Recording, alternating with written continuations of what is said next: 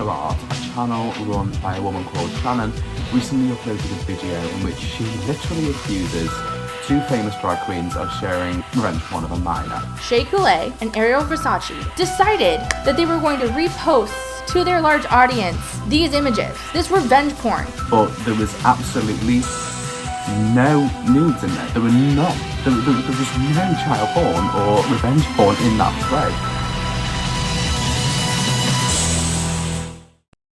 It is so hot. So since the uploading of my original video about Shannon, in which I documented the false accusations she'd made, the false child porn accusations she'd made about Ariel Versace and Shea Coulee, it seems as if the YouTube community has kind of caught on to the way that she is and her manipulative ways. In this video, I'm just going to be kind of going through a rundown, a overview, as it were, of the drama that's going on at the moment, providing an overview of the lolcow receipts, as well as the Emily Artful allegations and some of the evidence. There will also be, like, if there's any updates that come out since I filmed this, I'm probably just going to put them in the description. I wasn't going to talk about this at first, because, like, loads of people have talked about this. There are probably hundreds of videos discussing this on YouTube, but people wanted me to talk about it because of the video that I made last year. So I kind of want to give my thoughts kind of as someone who was awareness or had a level of awareness of the way that she used to carry on last year before everyone else did. And I don't mean that to toot my own horn, I just think that that situation was before a lot of people kind of caught on to the way that she was, especially because after Toby made her video, which included me, Toby got into some drama and she took the video down. So, of course, we have to do some basic housekeeping and disclaimers, so please be warned that a lot of what this video discusses is basically just like allegations. Evidence in this video is used to strengthen the arguments for these accusations, but it should not be taken 100% as fact, as a lot of the receipts are very damning against her, but they're not necessarily undeniable proof. So, moreover, I just need to thank everyone for the support on the video that I made last year. Since this whole thing's kicked off, everyone has kind of been on the video, giving it comments and responding. And I've had like a lot of subscribers as well. I'm nearly on 1,000 now, so that's crazy. I didn't think that I'd ever get that far, like, especially in like a year. So to start with, I think that it's very important to address the lolcow drama first, as that was the thing that catapulted Shannon's exploits into the wider YouTube discourse in the month of June 2021. So on the 6th of June, I think it was, moderators from the lolcow forums released the alleged identity of one of its users after noticing several instances of suspicious activity and posts from the site. The person in question is, of course, Shannon, Creepshow Art, and evidence released by lolcow moderators includes several posts in which she wrote abusive and trolling remarks about several YouTubers, including people she was friends with, people like Ready to Glare, and people like Hopeless Peaches. I'm kind of going to get into the Hopeless Peaches drama in a different video, because that is like a deep dive, and the way that she turned everyone against Peaches was crazy. So that's going to be its own little thing, because there's quite a lot there. On the site, users can anonymously post their thoughts and opinions and spicy takes all about their favourite internet personalities. I suppose it's in a similar vein to Kiwi Farms. So as a general rule, the site explicitly states that users may not deceptively post about themselves in the third person, and that site moderators will revoke the anonymity of anyone who attempts to deceive the farm. Moreover, the site also states that users will not share the names, pictures or information of individuals related to specific internet drama that is being discussed. So an admin of the site wrote of Creepshow Art when they released these, so this is a quote from them, as many users on this thread are aware, Shannon's posts on lolcow haven't exactly been subtle. We've decided to compile her post history after she escalated her behaviour by sharing her sister's social media in order to deflect from criticism of herself. Beyond that, she has been anonymously promoting her own videos and YouTube/Patreon membership to farmers and making posts about herself to white knight or insult herself. Her alleged activity broke so many of the site's rules that the admins compiled a full list of the posts in question, as well as evidence that she was the source of the offending material, and this included IP addresses and cookie data. Before I begin, I do want to recommend Omnia's video about the situation, as it provides a great overview from the drama, but also includes lots of detail. A lot of the things that I'm going to be drawing from are also what she drew from, I think that she did the best job out of anyone I saw of collecting everything. But most of these posts are basically just Shannon being a shit talker, being a two-faced person about people she publicly claims to like, but then will go and trash them on lolcow. And as I said before, these include Ready to Glare, Tamimi, D'Angelo Wallace, and a whole load of other people who claim to be who she claimed were her friends or who she loved. Now, I don't like D'Angelo Wallace either. I find him to be quite morally grandstanding as a person, as a creator. But I certainly wouldn't be publicly like loving him and like pretend to love him and then be all over him, in public on YouTube and stuff, and then go to trash him anonymously. I have some consistencies about myself. So what's really awful about the stuff that she said about Ready to Glare is that the two of them, they're very, very close.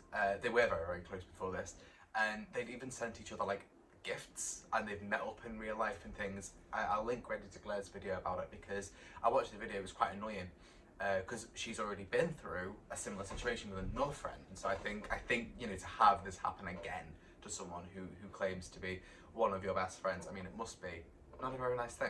Just adding this in here as like a correction, just to go just before this little clip here, is that I accidentally said that she called Ready to Glare a pick-me. I don't think she did. She was definitely implying that, I think, with what she was saying, but she never actually said the words pick-me in relation to Ready to Glare, I don't think.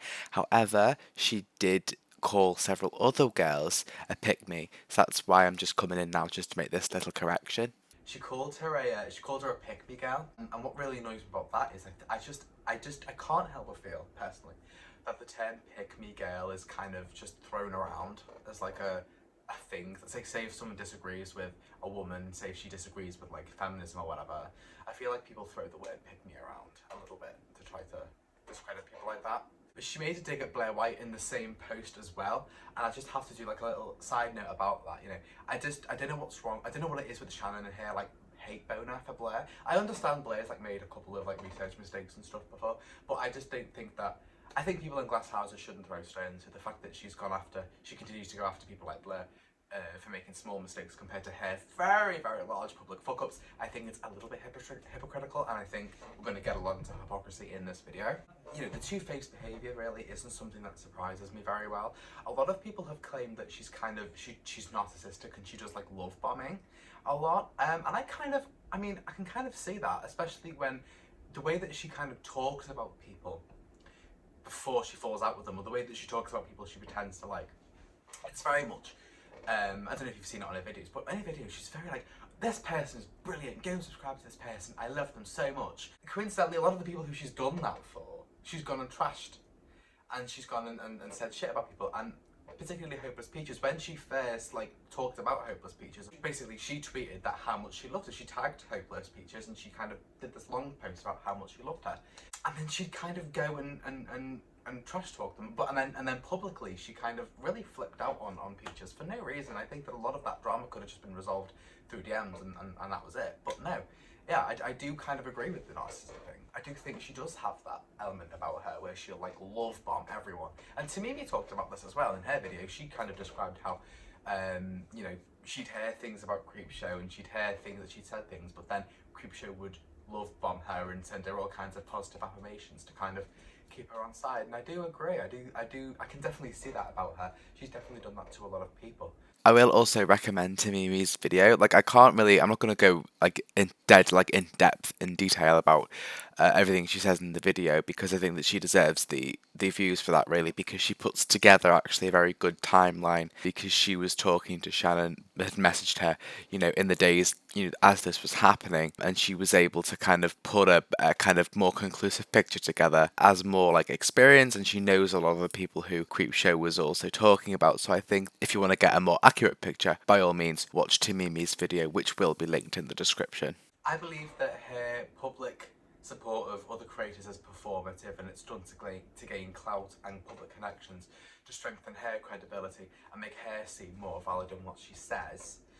It doesn't surprise me that she's, that such a fake person would then have to go and vent their frustrations anonymously because they've got to keep up this public persona of niceness. A lot of the lolcow posts do just come across as snaky, and they paint her out to be a pretty shitty friend. And of course that is awful, that is bad, but it's by no means the worst of those messages, and realistically it wouldn't be enough to kind of end someone's career being a shitty friend. It's bad, it's a bad thing to do, but it's not exactly like fraud or like murder or something. It's or like, you know, it's not so bad to where it would ruin someone's kind of public credibility and in terms of like the career, whereas everything else she's done really has. Also, I feel like in this section I very much focused on what has been said about Ready to Glare. I want to make it very, very clear there were a ton of people who were insulted in these lolcow posts. She trashed a ton of creators. She trashed a ton of people's fan bases. She said horrible things about fans of Corpse Husband. She said awful things about lots of other people. So please don't, forget that. I think that I'm trying to do a roundup of everything, so I can't include every single detail. I just want you to keep in mind that there was a lot more, I think, than what it kind of comes across from what I'm saying here. I will talk a little bit more about the Hopeless Peaches thing here, but I am going to be making a separate video about this, so I'll talk about it more there. But just for now, I will give you a little bit more of what she said about Hopeless, because she went on about Peaches a lot more than a lot of the other people. So on lolcow, she's allegedly said that Peaches was a worse version of herself. She calls her a cow on a fucking slime several times, and I don't know if any of you have seen a picture of Shannon. I don't want to be horrible or mean or rude, because I'm not really like her, but I just think it's ironic that someone who looks like that would call other people a cow. I think it's a bit, just feels a bit hypocritical, really. I can tell that these posts are from the same person, at least, because her attempts at making it seem otherwise, by the way that she types, is not very good. She's got, what you'll find is if you read all of the posts on lolcow, a lot of them have the same way of talking, and so it's quite obvious to me that it's her in a lot of these. She also said in another post that she thought Peaches just liked to complain online about her bad living situation but never bothered to do anything about it. Shannon, your entire career online is built off of whining about things on YouTube. You're in no position to judge or like start shit slinging at other people. It's not. I don't think you're in any position to judge that. In addition to talking shit about people, there are far more serious and nasty things that she supposedly said, as well as a time that she actually brought her own sister into it. Shannon, she's someone who is extremely woke. She regularly aligns herself with social justice issues and things like that. So it should be completely unsurprising then that someone so woke and so enlightened would then go on to make some unsavoury comments, thinking that she had anonymity. So she's made several remarks about people's weight, and she just described one of her targets, the partner of one of her targets, as, quote, a fat autistic man with a hand fetish, which I think is ridiculous. I think it's really funny because, like, I'm pretty sure Shannon's been someone who is against, like, body shaming and things, yet she does it so much in these posts. It shows what an unprincipled person she is. She is absolutely ridiculous. The things that she said about people. So she uses the word tranny several times as well. And then she, as well as the term fake boys, which I think is an insult towards trans men. She then labels someone as retarded several times, and ironically goes after that person in the same post for self-posting, despite her being a self-poster herself, allegedly. I mean, don't get me wrong, I would not have made a video about some edgy comments on lolcow if this were anyone else.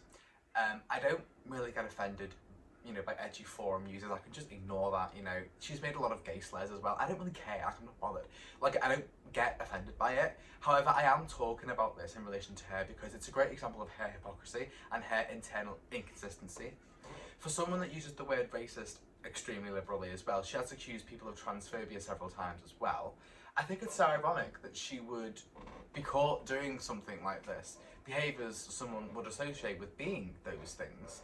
And for someone who weaponises mental health so often, as she did last year, to undermine the credibility of the person I interviewed as part of that other video, you'll know about that if you watch the video.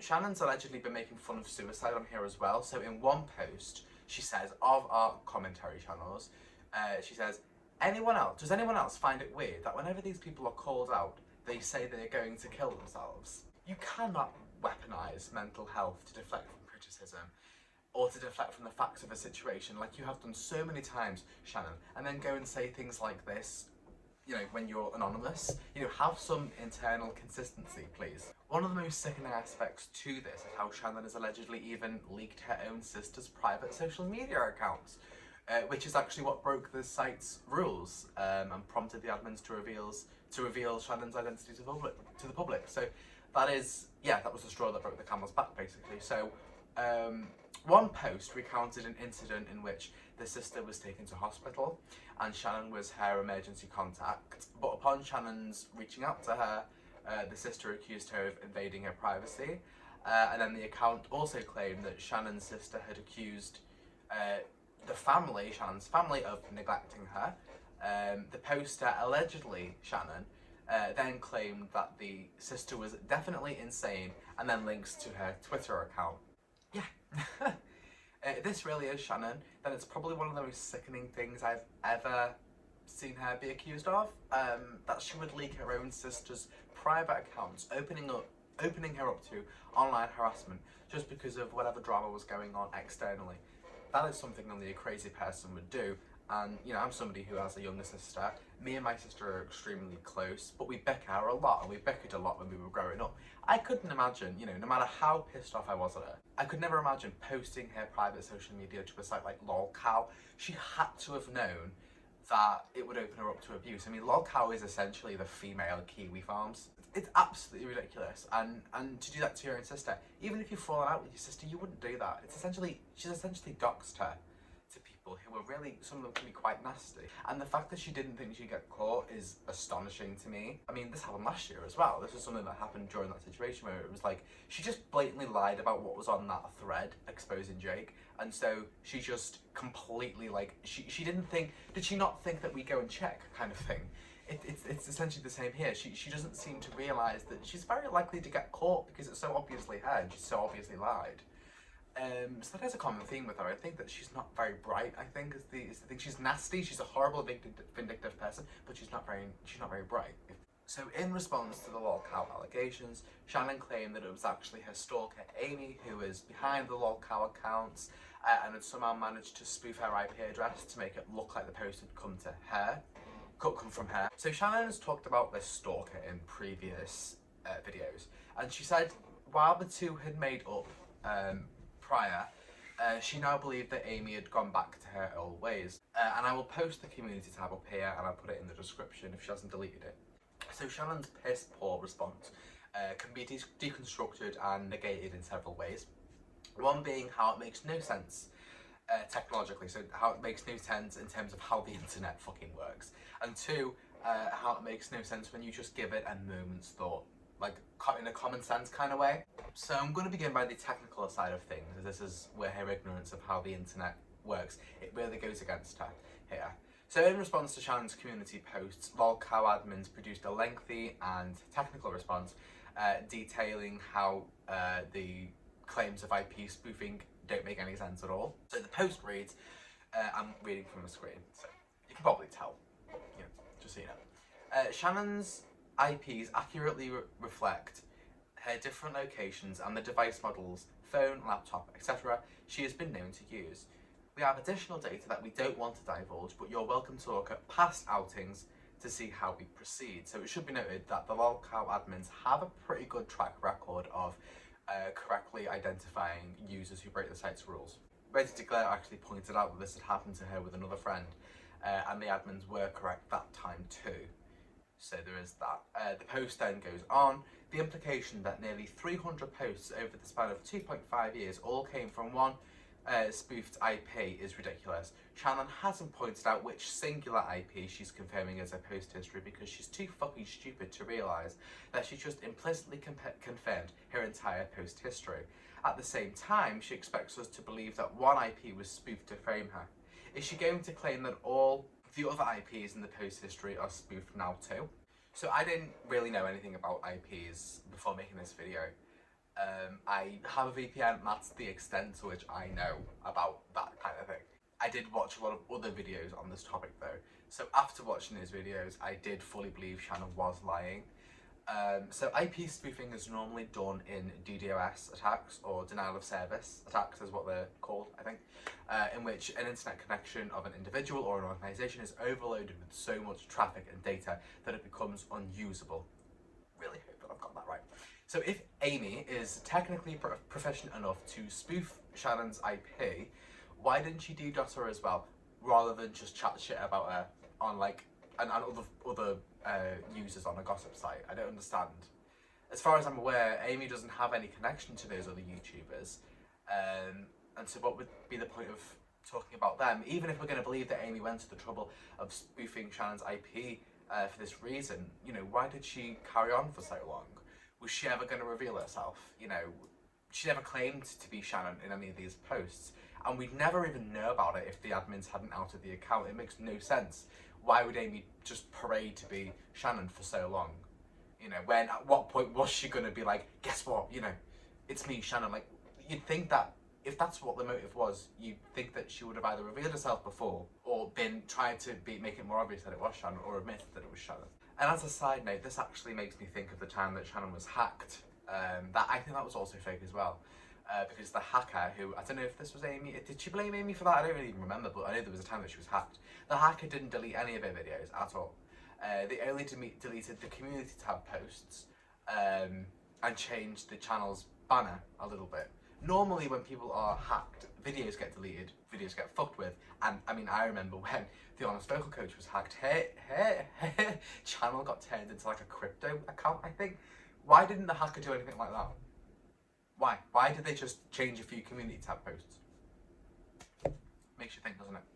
Now, I'm absolutely useless when it comes to this sort of thing, so I'm going to refer to Omnia's video here. She talks with somebody called Kai, where he kind of just notes how much effort one would have to go to spoof the IPs in the way that Shannon's alleged, and why that doesn't really make any sense. So I'm going to insert a clip from that here, because I haven't got a clue what I'm talking about, and I think if I tried to condense this down, I'd be stumbling over my words a lot. So just here's this, and I am going to credit the person, so I don't get in trouble. Spoof an IP, you would have to manually modify your IP packet's headers to another device's IP in order to spoof it. And given that Shannon's post history spans from over 2 years worth of posts from several different devices, all with multiple IPs, that would mean Amy would have to somehow grab each IP address Shannon has used, spoof her own IP to those IP addresses, and post a locale from each of those IPs in the span of 2.5 years over incredibly mundane things. Unless this was some huge calculated plan and Amy managed to find out the social media of Shannon's sister and post it with the direct intention to break locale's rules, while also taking into consideration the fact that Shannon's audience would grow in that time span and more people would see that the rules were broken, as well as be aware of how often and how much they posted to the site and curate her behaviors directly to how Shannon would do so herself. She would also have to see the previous outings and the process of each of those outings in order to concoct this elaborate scheme. And no average person, let alone some YouTuber or bad apple you just happen to know in high school, would have the technological know-how, time, smarts, or dedication to even do that. All of this just to ruin the life of someone you knew in high school that ended up making some videos online about internet topics? Okay.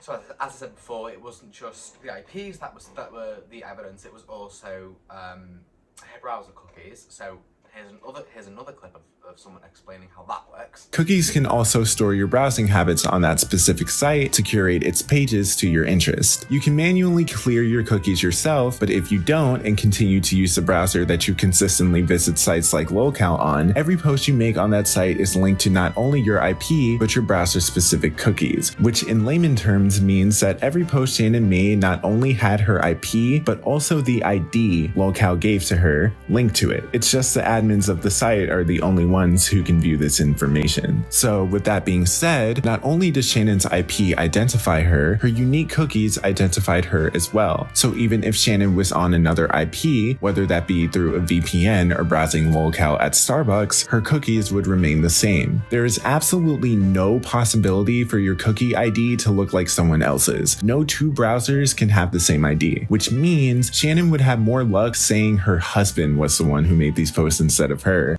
So it also makes no sense for this to be Amy, Because, as Omnia points out, you know, if she was trying to defame Shannon, why would she not be even more offensive and use even more slurs than what were in the post history? You know, while the post history contains a lot of offensive material, it certainly doesn't come across as someone trying to defame someone with slurs. And I'll tell you this from personal experience. I was going to make a separate video about this, but I actually, this year, surprisingly, had somebody fake an account of mine. And they posted this fake account, and in the fake account they made a very, very concerted effort to try to say the most offensive things posting as me. And so you would realistically, if Amy was trying to defame Creepshow art in this way, you'd think that she'd be a lot more offensive or drop the slurs just more and more, but she doesn't. The way that the account operated on LolCow it just seems from the net kind of sum total of the posts, it seems as if the person was there to kind of benefit Creepshow art, not tear her down or defame her. I'll also note here that another thing that adds to the strength of this argument is that when you go onto Creepshow Art's lolcow posts and you go into the inspector on the web and you type in certain words, certain key phrases that you would associate with slurs or offensive language, not many come up. If you were to believe that this was Amy trying to defame Shannon, you'd expect to find a lot more of these slurs. I encourage everyone to go and type in whatever kind of offensive language you may think would be associated with that. You won't find a lot of examples, or at least you wouldn't find enough to warrant this being someone trying to defame you. You'd expect there to be a lot more. And that's not to say that what she has said isn't bad, just that it's not quite enough for me to believe that this was somebody else posing as her. Amy would actually plug several of Shannon's videos and talk positively about her in interactions with other users, and they even created other fake accounts to argue back and forth with about Shannon. Now, there were a few times where she trash talked her a little bit on anonymous accounts, but the vast majority was positive. She posted several of her own videos. She posted her Patreon, as we discussed before. So, you know, it just does not seem...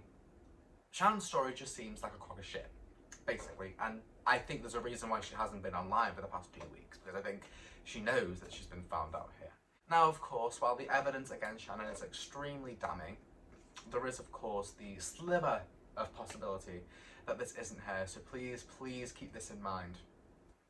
Even if I do personally believe that she is really behind these posts, it's alleged at the moment, and I'm not gonna, I am not Shannon, so I'm not gonna say that she's 100% guilty. Just say that none of this surprises me at all. So Creepshow Art then went on to post a virtue signalling video about pride and why it was a riot and why there isn't a need for a straight pride, and it was just all so virtue signally and oh lovely, she's such an ally, which I think was done as deflection, as damage control after the alleged slurs that she'd used on these lolcow posts. And I just think that she used that as a way to kind of, I don't know, try to deflect from us. And I think at that point she was banking on her audience not seeing the actual allegations. So now I want to move on to the Emily Artful allegations. I'm going to urge you to take a lot more caution with these, as you know, the evidence in this story, it's a lot more circumstantial than the last one. So for now I am going to say that this is all alleged. However, Emily has been posting a lot more receipts lately, and there's been people coming forward to try to kind of corroborate this. So I do personally believe her, and I have a lot of respect for her, totally. I didn't really know about her before this, but after watching a few of her videos, she does come across as a very nice, genuine person. And, you know, I don't want to get anyone into trouble, basically, so I can't say for 100% certain that these allegations are true. However, I will say that if it is true, Shannon is beyond redemption. This is really crazy. This is like Pretty Little Liars level of like shit. Way more than the lolcow posts, you know. She could have absolutely walked away. She could have, even if she was caught red-handed with the lolcow posts, even if they were, you know, even if she kind of admitted to them, she could have walked away from all that. She could have gone away and she could have survived. Her career could have survived. I don't think that she's surviving this, if this is true. So Emily claims that her relationship with Anthony Parker, who is her ex and is Creepshow's current partner, was extremely toxic and abusive, and they eventually stopped dating but kept a working relationship for a time. Emily says that the initial event that started the alleged stalking from both of them was when she replaced Shannon on an audio, like a music track that Anthony had made. She said that Shannon's voice at the time was too weak. Like at the time, she said that her voice was too weak on the track, and so she replaced her on the song. And this is what Emily believes is the initial event that set Shannon off. Here, Emily says that she was a pick-me girl who was like anti-feminist, and she talks about her like drug addiction and how that kind of intersected. Look, listen, everyone, people know me. I don't believe that being anti-feminist is necessarily a bad thing, and I think that, as I said before, I don't like the term pick-me girl. I think that it's a way to just silence women who have different opinions. I mean, the general politics of the art community do tend to lean left, and it's something that I definitely have my grievances with. And everyone knows me. I'm not left wing, but I have utmost respect for these people, the people I've spoken to within this community, and I have the utmost respect for Emily. And my disagreements on certain things here, it does not affect me believing this story at all. It does not affect my respect for her. I think that I completely believe this, and I completely think that she deserves so much more than what she's been put through. Because if it wasn't fucking Shannon, it was fucking someone. So after the initial incident, Emily said that she started to receive a higher number of negative comments online, and that she was locked out of her old Facebook account after a phishing incident. But she claims the IP address actually traced back to Anthony. The phisher had access to private photos of her and her friends, uncompromising pictures of her from when she was a minor, and the stalkers apparently taunted her with these photos, compiled them, photoshopped them, put them into a photo bucket account, and would send them there to deliberately trigger her, and it would like set off her like eating disorders. In an email she sent to Facebook, Emily claimed that she'd been on the verge of taking her own life, and that the harassment was happening 24/7. So that was disgusting, especially with the fact that Shannon has a history of making false child porn accusations. The fact that she had access to alleged child porn. Projection.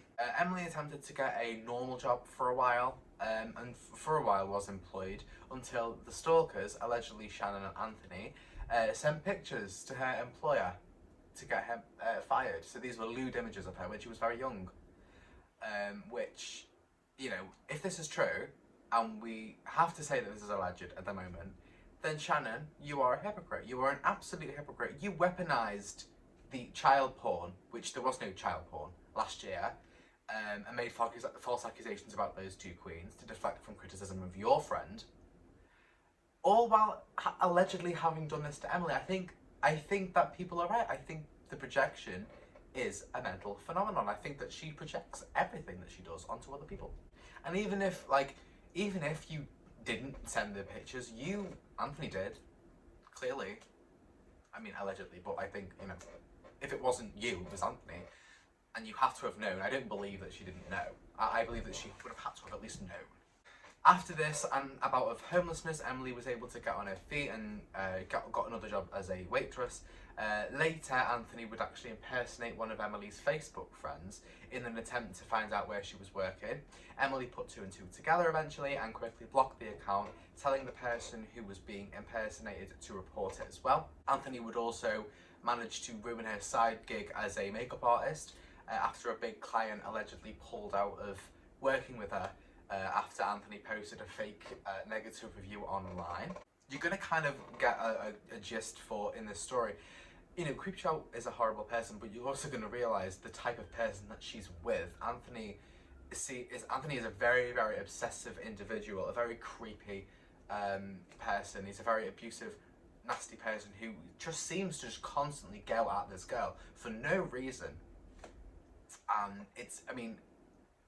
So for a period of time, Emily would go silent completely on social media after getting therapy and, being sober for what was at that point the longest time in her life. And a little while after this, she made the Emily Artful YouTube channel and would post her art and things like that. She got quite a big audience. After joining YouTube, Emily said that she would receive messages from sock puppet accounts telling her that she was a clone of Creepshow art and that Creepshow art was a clone of her. And after one conversation between her and Shannon about Shannon using the same video title as her several times, they came to a mutual understanding and she followed her on Instagram.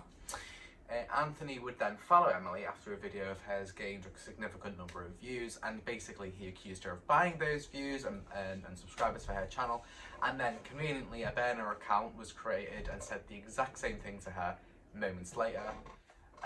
And then he also made a jibe saying, by the way, however many views isn't viral, and ironically an account with that name, not viral Emily, sent her an abusive DM as well. So quite obvious that it was him, because nobody else would say these things at the time, obviously. Then after that, she said that the stalking started with Andrew, but that Shannon was kind of drawn in and eventually became like the main stalker as the years went forward. She also said that the voices of each stalker were different and changed over time. So Anthony very much was a more domineering and masculine sounding voice in terms of the way that the typing came across.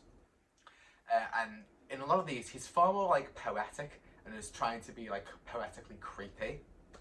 Whereas when it's Shannon or when it's the other stalker, you can kind of tell that it's cattier and bitchier. It's definitely more of a mean girl tone. And I think it's clear to see where Shannon became the main voice as time went on, and especially when the lolcow posts started happening, because they were around 2018, I believe. So in a Snapchat message Emily claims to have received from Anthony, the voice and message comes across as someone trying to be poetically creepy, as I said. It was in stark contrast to that other messages she'd received with that pettier mean girl tone. The lolcow posts are actually quite relevant to this situation, so I'm going to talk about them a little bit more later, because she attacked Emily so many times on lolcow. She called her a bad mother. She said that she tried to kill her own son twice, apparently. So there's a lot of things there. Emily's alleged that while Anthony and her were together, he'd once raped her and abused her, and that she was extremely afraid of him. And so she tried to reason with him in these messages. She would try to be nice to him. She said it was like a tendon friend kind of thing. So in one of these Snapchats that she received from someone, basically they were standing in like what looked like her local area, and the account claimed to be a minor. So you have to keep that in mind, as it's very, very relevant later on. In the Snapchat message, Anthony taunts her, insults her art and her YouTube content, and basically claiming it to not be meaningful enough for him. And he references like other creators who he thinks are. So he's very arrogant, very, very arrogant, very narcissistic. At this point, she makes it clear to Anthony that she only recently found out about him and Shannon dating, and it's clear from what she says that she, at this point, genuinely believed that Shannon wasn't involved and didn't even know about what was going on. However, with what's coming out now, it's doubtful Shannon didn't know, and I believe that she was involved from the start. She also says that she was able to grab the IP addresses of the accounts, and that the addresses matched the general location of where Shannon and Anthony had been.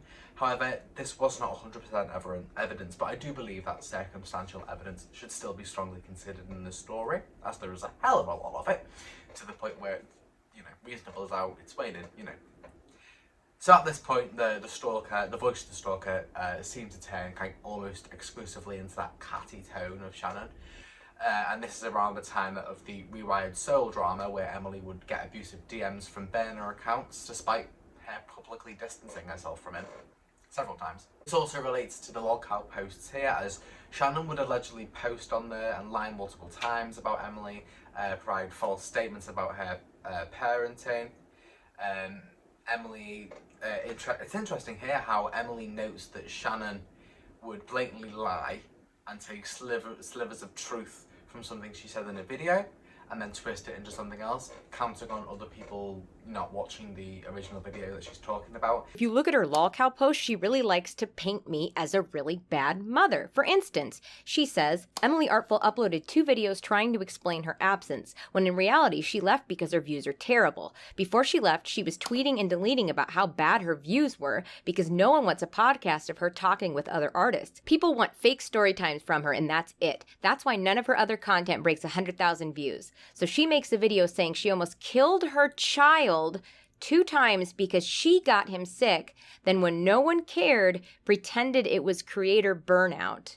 That is just a flat out lie. And this is what is so disturbing. She would watch my videos and then go to lolcow, it seems, and just lie about what was in the videos, because most people can't even be bothered to go and watch and make sure what she's saying is the truth. And pretty much everything she has literally ever said about me is exactly that. She takes a sliver of truth to make it believable. So she takes something that I may have said before in a video or tweeted out before, and then she lies. She attaches lies to it because most people could not be bothered to go back and check. So they move on with a really negative opinion of me. And that's exactly what she wants. The video she's referencing, I posted back in July of 2019. It's called These Past 2 Months Animated.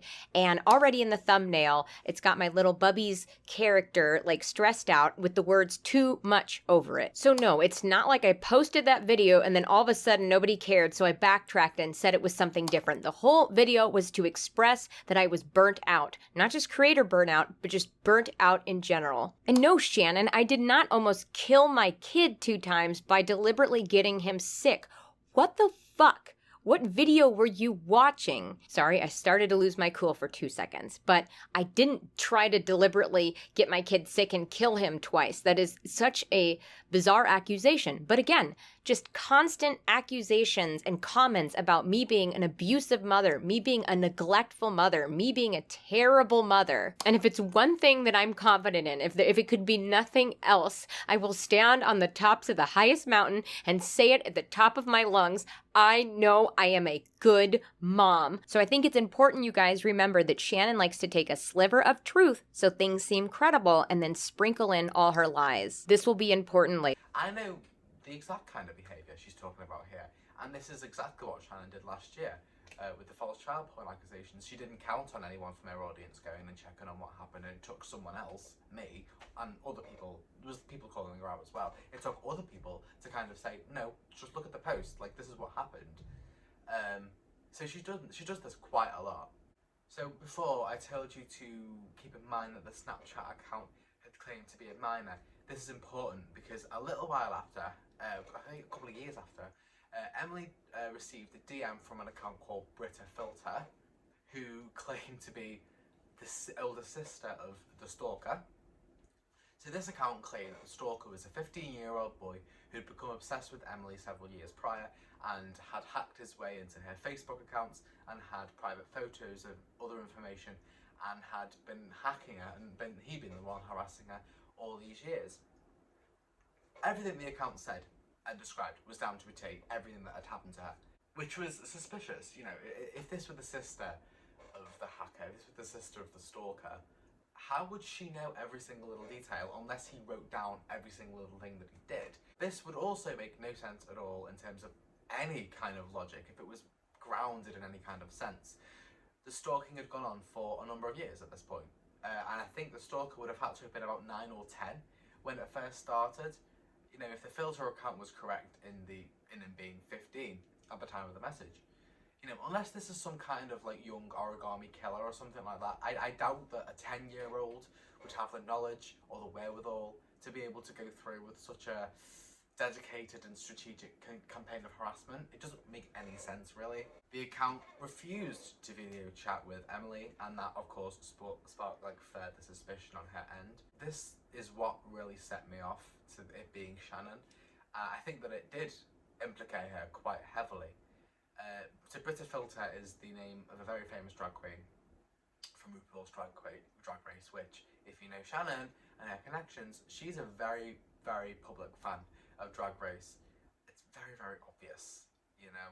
She's not leaving a very the bread trail is it's leading back to her quite significantly at this point.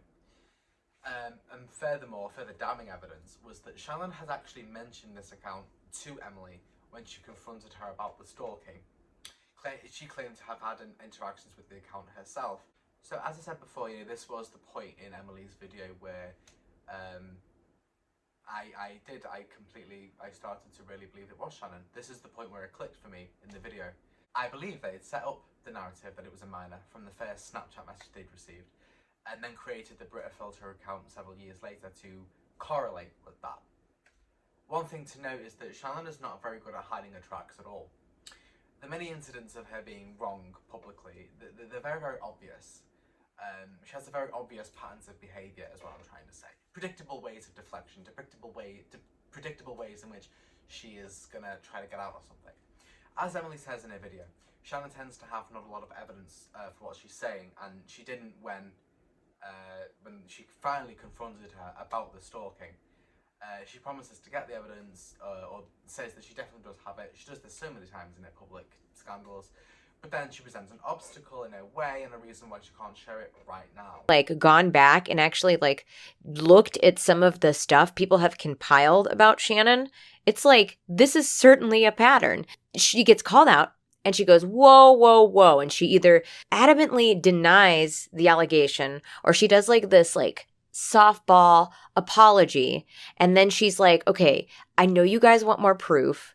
And like, I'm totally going to get you guys that. But like, here's an obstacle as to why the proof either is vague or like, I can't disclose it. But then she kind of doubles back and she's like, but I do have legit proof, y'all. It's just going to like, there's like an obstacle in the way, but I have that legit proof. Just you wait and see, to kind of, pacify the angry mob. And then enough of her fans pop up to like defend her that it kind of drowns out the angry mob. So like, just the casual passive viewer is like, oh, okay, so like Creepshow art's fine, right? She's not problematic, right? And then nothing ever comes of anything. There's no real accountability. There's no justice. There's nothing. And whether it be one of her actual Creepshow art accounts or one of her sock puppet accounts, she repeats this behavior when she gets called out. She does this dance. Maybe she mixes up the steps a little bit. And then nothing changes. Also, she never actually does show the evidence and moves past the situation altogether. The people calling her out are then drowned out by her many fans. And so yeah, I don't think that it was very hard to see that she was in the wrong so many times. I just think that her cult of personality kind of gained a level of respect and trust in her that she never really had any business having. In the comments of my original video, I certainly had a lot of people who said that I'd been psychic or that I'd called it before anyone else, and that so many of her fans had just like blocked me out because they liked her so much. I don't think I had any kind of unique skills of perception or anything like that. I just think that I was able to look at the observables of that situation, as someone who was able to separate my once being a fan of her to the situation at hand. I suppose because I was never a massive fan of her. I had some respect for her at the time. But I wasn't like a super fan, essentially. I think that the child porn allegation situation was such a great example of her behaviour. The false accusations and the use of the self-harm incident between her and Genevieve to shoot down the credibility of the person I interviewed, the person who posted the accusations against Jake. It was all done to deflect criticism of her and her friend. And the way that she manipulated the situation, was what she described the situation as was so far beyond what it actually was. It was just like a perfect emblem of how she so often operates in these situations. And not only that, it's her naivety as well. As I noted in my video that I thought it was ridiculous that she thought that she could just lie about what happened, as if people wouldn't check the thread to see that there were no nude photos in it at all. And it was the way that she presented the situation as a whole, because as we have to remember, even if we take what she said in response to the Toby drama, where she slightly apologised for what happened last year, she still presents it as the Queen's sharing his filthy messages, doing it just to fuck with him. That's not what happened at all in that situation, and she still skirts around the allegations that were made against him completely in her response to that video. The behaviour is also present in the lockout aftermath. She used the Amy stalker and the IP spoofing as what I believe to be covers, obviously, despite how it makes no sense. Despite how it makes absolutely no sense when you give it a moment's thought or further inquiry. It's a very, very long pattern of behaviour. It's the way that she is. As I said before, I don't think she's a very intelligent person, and her excuses don't convince anyone.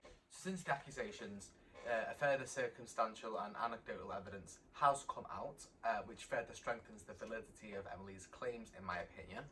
So the first is a series of tweets from a user claiming to have been a friend of Shannon from the past, and he talks about how she would cyberstalk Emily at the time of their friendship. The full thread, written by Kevin Coulter, I believe, will be available to read in the description, but I will highlight some of the key tweets here. He describes how Shannon would tell him that Emily was crazy, and that when he and Shannon would hang out, that she would fixate entirely on Emily, pointing out all of her, quote, flaws. He also says that Shannon started to cyberstalk Emily as well, looking for her home address, phone number, and any other info that she could find. He does describe how one time Shannon planned to harass Emily with hate messages and on burner accounts. And he then provides screenshots from when he confronted Shannon after years of them both not talking. The screenshots, I can't 100% say these are valid, so I'm just going to say that just suggest caution when considering them. It is, of course, anecdotal evidence, but it is evidence, all the same. It's something interesting to think about. It's something that adds credibility to Emily's story. As I say, not much has come out that takes credit away from her story. Everything that I've seen, every update that I've seen since the allegations, everything that's come out seems to back her up. So the second piece of recent evidence is a resurfaced interview from 2020 in which Shannon name drops Emily, and she talks about a library that she used to frequent, the same library which Emily claims was the origin of an IP address that she was able to trace when collecting evidence. So in the interview, Shannon describes how she was living in her car in Portland, Oregon. Just a side note, I don't know what it is with Portland, Oregon, and mental people. You know what I'm talking about. So in this interview, she also mentions how she would go to Trigard Public Library, I think is the name. This was suspiciously the same library that came up when Emily had sent IP tracking links to her stalker's account. Is literally 2 years apart. And here's the most telling evidence of all. In Emily's video, she mentioned a library called Tigard Public Library in Oregon. She also mentioned tricking them a few times into clicking IP tracker links, and one of those times led right back to this library. So let's take a listen at the sound of Creepshow unwittingly digging her own grave. So I would go every day to a Starbucks or to the Tiger Public Library, and I would sit and I would just draw for hours trying to get one video done. After hearing this interview, I immediately DM'd Emily to confirm this because I did remember her mentioning Oregon in one of the times that she tricked him into clicking the IP tracking link. So isn't it weird that Emily was getting harassed by someone at a public library in Tigard, Oregon, and here Creepshow is admitting to using the same library? It's not a coincidence at all. There is no longer room for skepticism anymore. Just have to also put this other thing in. This is information that I found in Truth Sleuth's video, but I haven't actually seen anyone else talk about this library specifically, so I'm going to err on the side of caution and just say this is very much alleged. I think this might be speculation because I'm actually not sure if Emily did get back to Truth Sleuth or not. And, it's probably fine. It's probably fine to include this, but I just kind of want to have this to preface it just so I'm covering all my bases, legally. So that's interesting. That's another piece of evidence. Of course, not solid proof, but very, very circumstantial. At this point, it's like, you know what? So much circumstantial evidence is here to where it's getting really, really hard to deny that this is Shannon. If you know what I mean? I guess kind of if the evidence was a little bit more few and far between, then there would be a lot more reasonable doubt. But as I said before, reasonable doubt here is really, really waning when you have just such evidence against her. Even if it isn't like a smoking gun, so to speak, it's still very, very damning. Furthermore, Emily has actually been constantly updating her evidence for the situation on her Twitter account, so by all means give her a follow. She deserves all the support in the world after what she's been put through by these two utter lunatics. And even if it isn't Shannon and Anthony, it's someone. It's also important to look at Shannon's social blade stats because it looks like she's been deleting videos which may have evidence or line up with some of the things that people have claimed about her. Because if you look at the social blade stats, it doesn't tell you that videos have been deleted, but it tells you a specific amount of views have been taken away from the channel. So if you delete a video, it will come up minus views because they're no longer part of your public views in your analytics. So that's what it looks like to people. That's what it looks like to me, which has been deleting. Now, some people have actually looked back on the previous videos that Shannon has done, particularly the one about her stalker Amy, and think that the story is actually entirely made up now, and that it is done as like a psychological reaction to everything she's done to Emily. as a way for her to project her action to make herself feel like the victim. I think it's certainly a possibility, and I think it's an interesting perspective to have. I think that I wasn't somebody who kind of understood. I obviously have heard of the term projection, you know, but I hadn't considered it as much as like a psychological phenomenon. In terms of, I've always thought of projection as something that you do deliberately to like deflect from what you've done, but part of me thinks that this is an entirely subconscious process that's happening with Shannon. I think that I just think that her brain is so fucked from the way that she is as a person that I think that everything that she does, she has to project onto other people. Her brain does it as a way of like coping, I think, with a lot of the things that she gets called out for, and a lot of the things that she has done. So yeah, that's all I can really say on that. So any kind of updates will be given at the end of this video, and if there are any other updates like that come out after the video is released, then I will just put them in the description, or I will make an update video. I believe that Shannon's sister did. This is literally just happening as I'm filming this, so I'm not too sure like the validity of this, but Shannon's sister has posted onto Twitter a big thing. I don't really know too much about that because obviously I'm filming this now and I've been very busy recently, so I haven't had time to kind of look just at that. It's only just really come up. So if you want to go over that, I will link in the description. Actually, a really good video. I personally believe most, if not all, of the accusations that have been made. So it is what it is. Thank you for watching this video if you made it this far. I know many people have covered this topic, and I wouldn't have done myself, but I did think that it was important. I should give my perspective, you know, considering the video that I made last year, and I've had so many comments from people asking me to talk about this. Obviously, I can't give you any new kind of revelations. I can just give you my thoughts as someone who already kind of knew what she was like. You know, now that I think about it, this is the kind of behaviour that I would expect from her. She's a very unhinged person. This is a deeply pathological problem that Shannon has. This is certainly not just like petty internet drama. The word gaslighting and the word, you know, gaslighting and narcissism and love bombing and all of those things, you know, those are specific clinical, like, part of like a mental health condition. They should be kept as such. I feel like in a lot of YouTube drama, they are thrown around all the time. But that's why I think that this situation is not drama. You know, this is severe mental illness mixed with thousands of fans, mixed with, you know, publicity, mixed with, you know, beef and things that should have been private. You know, this is a horrible situation, and it's a very serious situation. I mean, I suppose technically the lol cow thing could have been internet drama, but the thing with Emily, like this steps so much. This is definitely legal. This is definitely harassment, and it's not just online harassment. This is like illegal type of. This is awful shit. This is illegal. As I said before, this is Pretty Little Liars level things. You wouldn't believe this. You know, this is something that you'd think would be like a crime novel, or, you know, a teen drama on fucking the CW, or, you know, Freeform or something. You would not expect this to be a real life situation. And, you know, clearly something's gone on. You know, and clearly Shannon's evolved somehow, even though we have to say alleged. I mean, it's pretty clear, you know.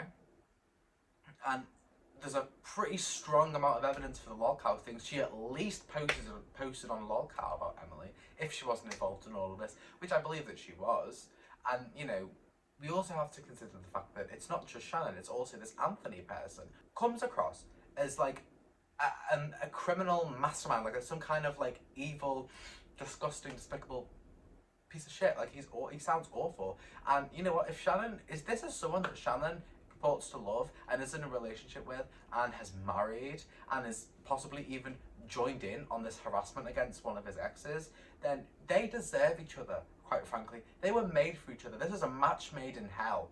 If God is real, I hope he's watching. I hope he's watching putting people on the naughty list. Jesus fucking Christ.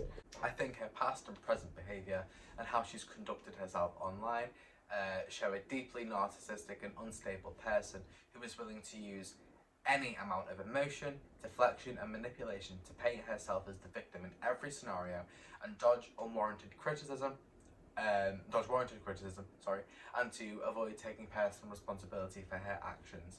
Now, of course, there is always the sliver of possibility that she's innocent of every single little thing here. But I find that extremely unlikely. I believe that evidence points to it being her. I believe that the strength of evidence is substantial. I believe that it is a very, very slim chance that she's innocent of this. I just think that there's just far too much that it points to it being her for it not to be. So that is my opinion on the matter.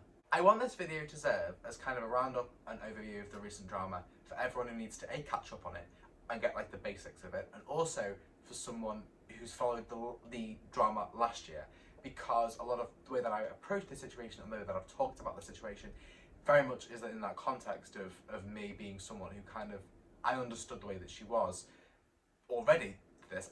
It doesn't surprise me what's happened because of the way that I've seen her be before. So I think that was why it was important for me to make a video about it. Furthermore, I will probably make a separate video about the Hopeless Peaches aspect to this story. As I feel that she in particular was very badly done by because of Shannon and her gossiping and several others, and I think that the topic deserves its own dedicated video because there is a lot of different players involved in that. But yeah, and thank you all so much for watching this, and thank you for the love and support on my last video. I really, really appreciated it. And yeah, if you want to join my Discord, I will be linking it in the description as well, so there is that you can do. Thank you very much for watching, but for now, I will go. I have a lot of stuff to do, packing, moving out of this house soon, and moving into a new university house. So yes, I shall try to be on as much as I can do. Thank you all for watching, and I shall see you when I see you.